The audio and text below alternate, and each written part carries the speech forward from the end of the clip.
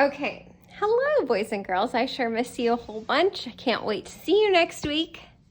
So we're gonna, because it's your first day of fractions and the book doesn't really quite go into fractions the way I would go into fractions, I'm gonna send you a little lesson. All right, so fractions are super fun. They're super easy. You're gonna do great.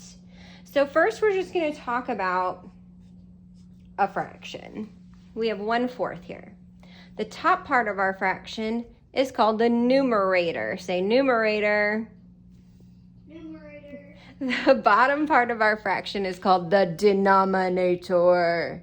I think of like Arnold Schwarzenegger when I say that. Denominator. Okay, so the denominator tells us how many pieces something is. If I had to fill this box out into 1/4, I would know I have 4 pieces in it.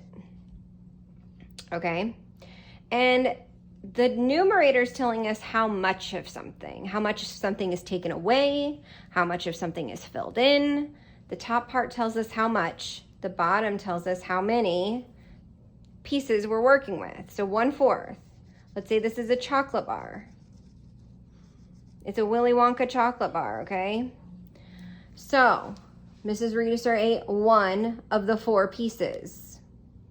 I filled in 1 because my numerator's telling me to fill in 1.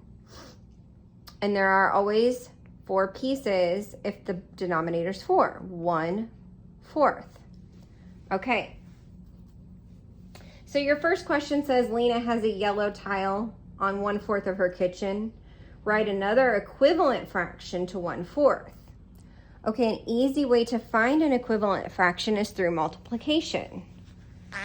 So if I have to find an equivalent fraction to 1/4, I can multiply the top and bottom by a number.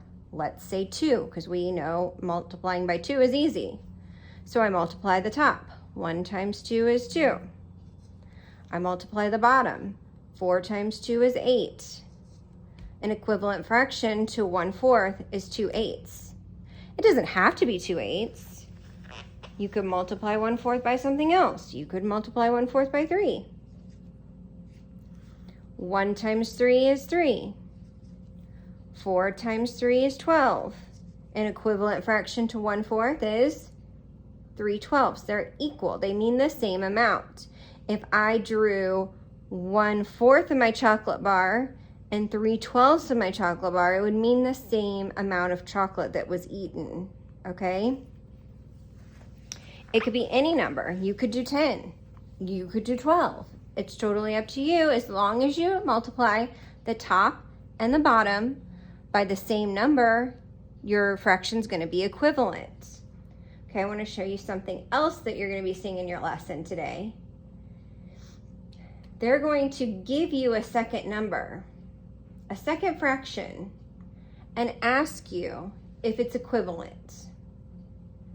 So if they give you a second fraction and ask you if it's equivalent, there's a super, super easy secret 4th grade method of doing that. Okay, it's called cross multiplication. So if they give you 4/5 and they say, is 1/4 equivalent to 4/5?